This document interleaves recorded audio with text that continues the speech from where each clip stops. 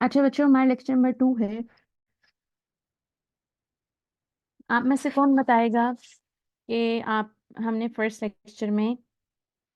और second lecture में क्या पढ़ा था? मैडम लेक्चर नंबर 3 है। हाँ जी।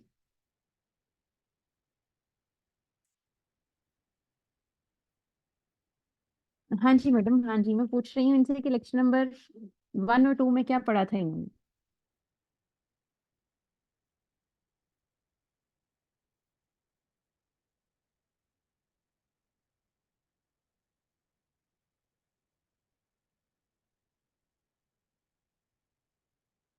अच्छा बच्चों, okay.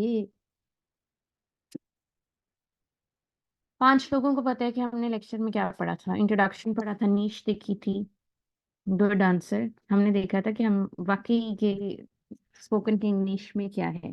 That's a good answer. अच्छा जी, आज हम पार्ट्स ऑफ स्पीच पढ़ेंगे।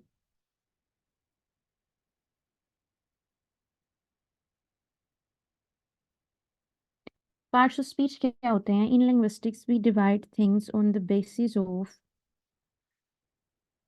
There role. लिंग्विस्टिक्स क्या है? लिंग्विस्टिक्स एक बहुत बहुत मजे की चीज है। लिंग्विस्टिक्स में हम क्या देखते हैं कि किसी चीज का क्या रोल है। In a certain language, what is the role of a certain word? For example, if there is a word noun, noun का क्या रोल है? प्रोनाउन है, उसका क्या रोल है? वर्ब है तो लैंग्वेज में उसका क्या रोल है? वो जो लफ्ज हैं उन्हें हम सेग्रीगेट कर रहे हैं ऑन द बेसिस कि वो क्या क्या करते हैं। जैसे फॉर एग्जांपल एक जगह है। अब आप देखो कि अगर आपका एक घर है तो घर में हर बंदे के अलग अलग रोल है। या एक ऑफिस है, उसमें हर बंदे का अलग अलग रोल है। तो वो रोल्स किन बेसिस पर चेंज होते हैं, सॉरी, किस बेस पे असाइन होते हैं कि उस बंदे की पोजीशन क्या है। तो same is the case of your words. अब हम लिंग्विस्टिक्स वाले क्या करते हैं? एक्चुअली मैं खुद भी लिंग्विस्ट हूँ, इसलिए मैं कह रही हूँ कि हम लिंग्विस्टिक्स वाले क्या करते हैं। हम आपको बताते हैं कि भाई ये लफ्ज जो है इसका ये रोल होगा लैंग्वेज में। ठीक है।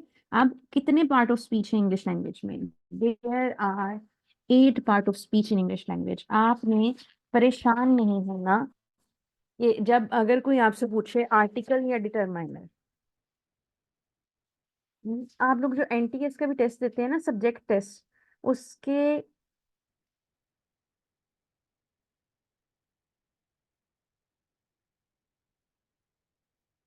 आप लोगों को ना उसमें क्वेश्चन आता है कि आर्टिकल द, अ, एन क्या है। तो उससे आप लोगों को लिखा होता है नाउन, प्रोनाउन, आर्टिकल। लेकिन वो आर्टिकल है, ठीक है। और वो पार्ट ऑफ स्पीच नहीं है। 8 आर्टिकल, सिर्फ 8 पार्ट ऑफ स्पीच है। सीएसएस वाले तो लिख के रख लेना कि there are 8 parts of speech in English language.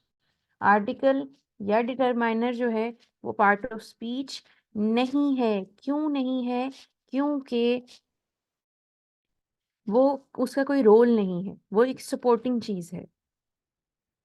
Got it? समझ आ रही है इतना? बच्चों, ग्रामर जो है ना ये थोड़ी सी ड्राई है, लेकिन अगर आपकी ग्रिप ग्रामर पे आ जाती है, you can do anything better.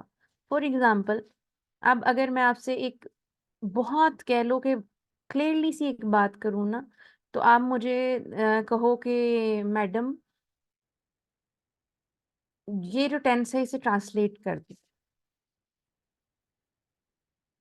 अब मुझे ये नहीं देखना पड़ेगा वो प्रेजेंट इंडेफिनिट है, मुझे ये नहीं देखना पड़ेगा वो प्रेजेंट परफेक्ट है, मुझे ये नहीं देखना पड़ेगा वो कॉन्टिन्यूस है, वो पास्ट कॉन्टिन्यूस है। मैं क्या कहूंगी? उसे देखूंगी, मैं कहूंगी ओके ठीक है, अब इस सेंटेंस का ये मीनिंग है, या इस सेंटेंस को की इंग्लिश ये है। ठीक है। तो उस क्या होता है जब आप ग्रामर के यूज टू हो जाते हो ना, तो चीजें इसी तरह बेहतर हो जाती हैं। फॉर एग्जाम्पल, अगर आप अचानक चलते चलते मुझे रोक के पूछ लोगे मैडम इस ये प्रेजेंट परफेक्ट है, प्रेजेंट कॉन्टिन्यूस है, ये क्या है? तो मैं उस वक्त एक दफा चौंक जाऊंगी कि अच्छा मेरे दिमाग में ये बोल दी है, तो ये क्या चीज है। ठीक है, this is how things work. अच्छा, नाउन क्या है? नाउन एक ऐसा वर्ड है जो कि रिप्रेजेंट करता है किसी प्लेस को, थिंग को, या आइडिया को, या पर्सन को। For example, dog, city and happiness, ये क्या है? ये नाउन्स हैं। बच्चों मेरी आवाज क्लियर नहीं है आज। क्लियर है एक्चुअली। मेरा गला थोड़ा सा बैठा हुआ है, तो आप लोगों को लग रहा है कि मैडम के लफ्ज नहीं निकल रहे अंदर। जब मैडम सुबह से बोल रही हैं, सुबह से क्लाइंट से मीटिंग कर रही हैं, इसलिए मेरा गला टोटली जब ठीक है। बाकी सब लोगों की तरफ ठीक है। Alright, that's great. जुनैद, आप अपना इंटरनेट मेरा बेटा स्विच कर लो। अच्छा, अब क्या है, आप पर्सन जो है कोई एक रैंडम पर्सन भी हो, और आपका जो पर्सन है वो कोई स्पेसिफिक पर्सन भी हो सकता है। वो जो आपके प्रॉपर नाउन है, कॉमन नाउन है, एब्स्ट्रैक्ट नाउन है, वो सारी चीजें हम क्या करेंगे, हम नेक्स्ट लेक्चर में पढ़ेंगे। ओके। उसके बाद प्रोनाउन क्या है? प्रोनाउन ऐसा वर्ड है जो कि रिप्लेस कर देता है नाउन को। अब जब वो नाउन को रिप्लेस करता है तो उसका फायदा क्या होता है? उसका फायदा लैंग्वेज में ये होता है कि वो उसकी रेपुटेशन को खत्म कर देता है। फॉर एग्जाम्पल, मैं कहूँ Amna is a good girl, Amna wakes up early in the morning and Amna recites Holy Quran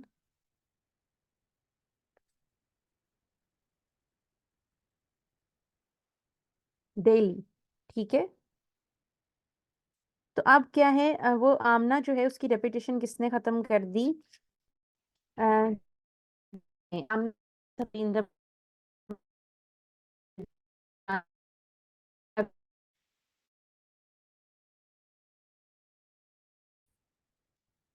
ये कैसा लफ्ज?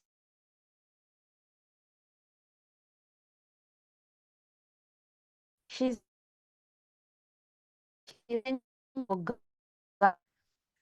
ठीक है। एडजेक्टिव क्या है? एक ऐसा वर्ड है जो कि मॉडिफाई करता है नाउन या प्रोनाउन को उनकी मजीद करेक्टरिस्टिक्स बताकर। ठीक है। जैसा कि a big girl, a tall building, a tall tree और a green house। एडवर्ब अब क्या करता है? एडवर्ब आगे से भाई उन दोनों चीजों को मॉडिफाई कर देता है। किस तरह से?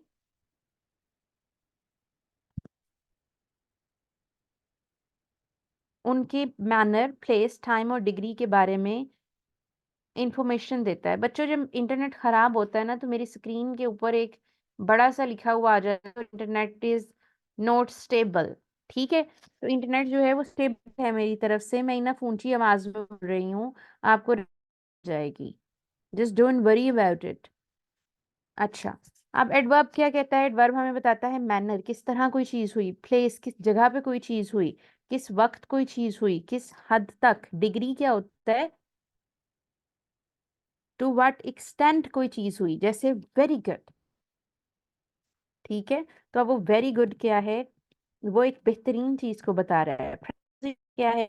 ये क्या है? रिलेशनशिप बताता है हमें नाउन और प्रोनाउन का अदर वर्ड्स के साथ in the sentence. For example, मैंने कहा the cat is in the basket, बिल्ली जो है वो बास्केट में है। ठीक है। अब क्या है, इन जो है उसने रिलेशनशिप बताया बिल्ली के और बाकी जो वर्ड्स थे हमारे सेंटेंस में उनके बीच का। कंजंक्शंस क्या हैं? कंजंक्शंस ऐसे वर्ड्स हैं जो कि फ्रेजेस, वर्ड्स और क्लॉजेस को कनेक्ट करते हैं। इंग्लिश लैंग्वेज में कहा जाता है कि कंजंक्शन जो है वो इंग्लिश लैंग्वेज का ग्लू है। ठीक है। अब हम इन सबको इन डेप्थ भी परेशान ना हो, फिर आ जाती हैं इंटरजेक्शंस। अब हमने स्ट्रॉन्ग इमोशंस भी तो बताने हैं ना। जैसा कि कोई चीज बहुत खूबसूरत है तो हम क्या कहेंगे? Wow, this is so beautiful. तो अब वो जो वाओ है वो इंटेंसिटी बता रहा है कि हम इस एक चीज जो है वो हमें बहुत बहुत बहुत ज्यादा पसंद आई है। अच्छा, अब हमने पढ़नी थी welcome as a hospitality gesture और welcome as an answer to gratitude. आज हम देखेंगे welcome as a hospitality gesture, लेकिन जो साथ आपका as a way to thank you है वो हम नेक्स्ट लेक्चर में पढ़ेंगे, ताकि दोनों चीजें आपकी मर्ज ना हो। अब वेलकम कब कहते हैं हम? जब कोई हमारे घर आता है या कोई हमारे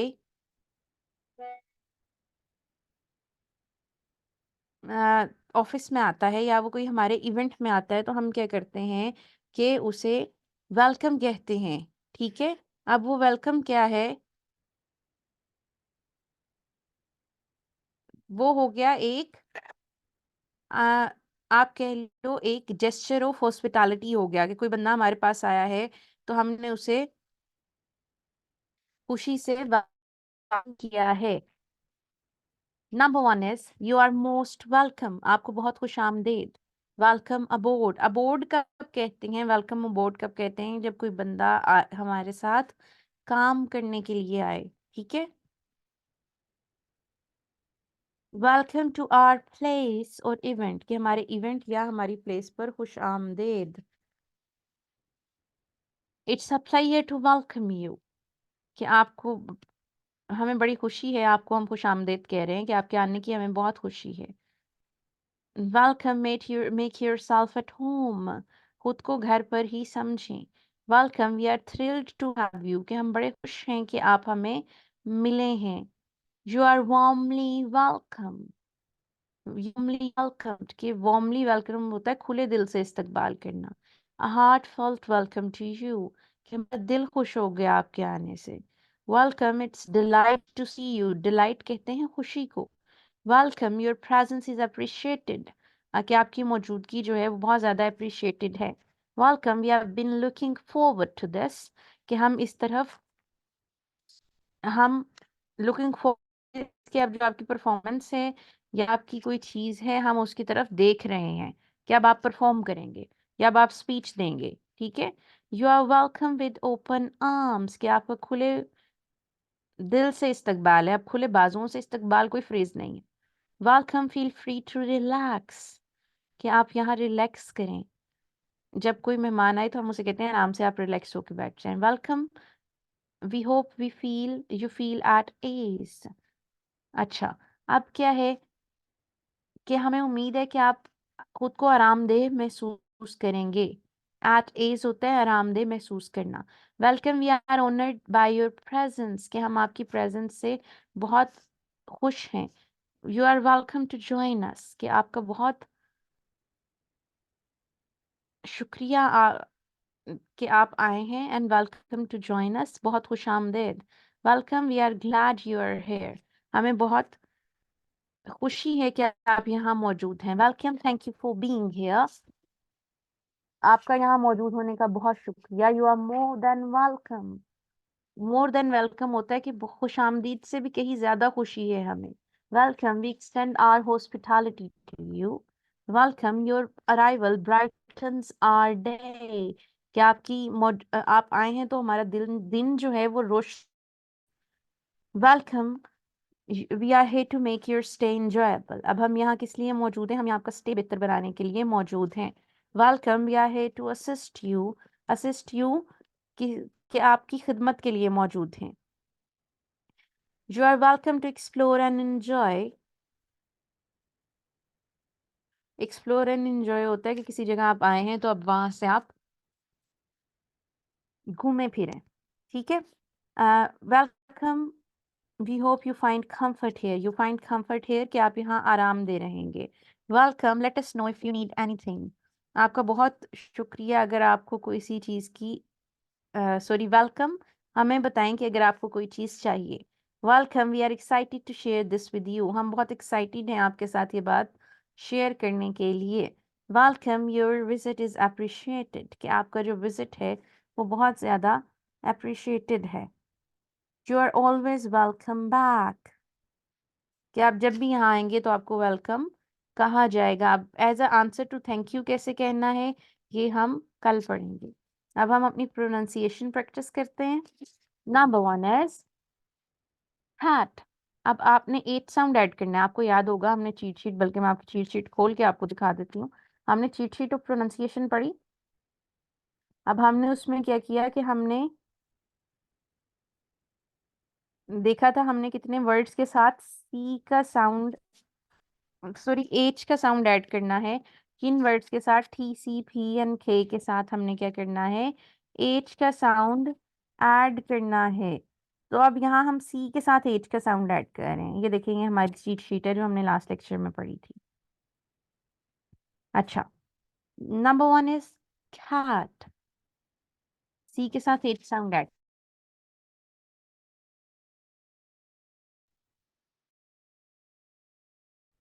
chair,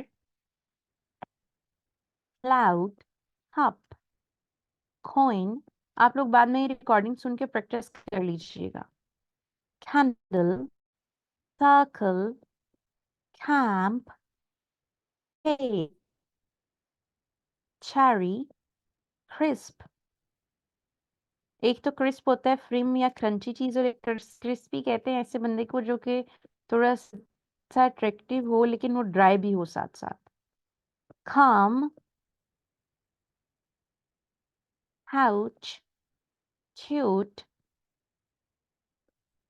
catch, clear, clap,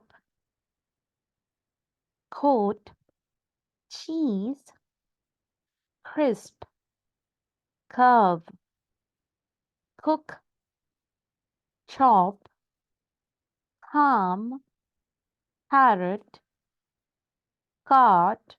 cart कहते हैं ट्रॉली, में हम कहते हैं जब ग्रोसरी लेने जाते हैं हम कहते हैं ट्रॉली ले लो, तो उसे इंग्लिश में कहते कार्ट। क्लाइम, क्लाइम का बी साइलेंट होता है बच्चों, ठीक है, जिस तरह थम का बी साइलेंट है, दम का बी साइलेंट है। कोन, chalk, clay, crane, cruise. Cruise का मतलब होता है स्मूथली ट्रैवल करना। और क्रूज शिप, ऐसा शिप जो समुंदर की सतह पे या किसी जगह पे एफर्टलेसली चल रहा हो और स्मूथली चल रहा हो। चिन, आपकी थोड़ी। कोरस या चोरस, आपका इकट्ठा जो ग्रुप ऑफ सिंगर गाते हैं ना, उन्हें हम कोरस या चोरस कहते हैं। खोल, कैटल, ऐसे एनिमल जिन्हें बड़ा किया गया हो दूध के लिए या गोश्त के लिए। क्लाउन, जिसे हम जोकर भी कहते हैं। क्रीक, नदी नाला। क्राफ्ट, हाथ से कुछ बनाना। Crisis, time of intense difficulty. Canvas, ऐसा कपड़ा जो पेंटिंग के लिए यूज हो। कैबिन, छोटा सा room. Cliff, steep rock. Cactus, आपको पता है वो जो मोटे मोटे प्लांट्स नहीं होते, उनके ऊपर कांटे भी लगे होते हैं, छोटे छोटे और मोटे मोटे। कफ, आपका एंड पार्ट ऑफ स्लीव आपकी जिसमें बुकरम डली होती है, जिसे हम यूजुअली पीछे टर्न कर लेते हैं। Alright student, that's all for today. अब आपको बेटा कोई क्वेश्चन है तो पूछ। हाँ जी जी, क्या क्वेश्चन है?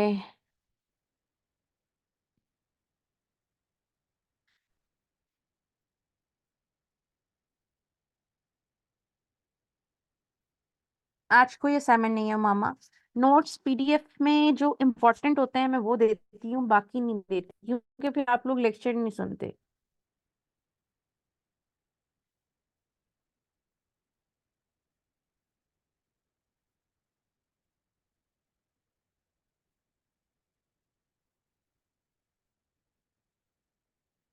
हाँ जी बच्चों, एनीथिंग एल्स? हाँ जी, फेसबुक पे ही सबमिट कराने अलावा का कोई ऑप्शन नहीं है।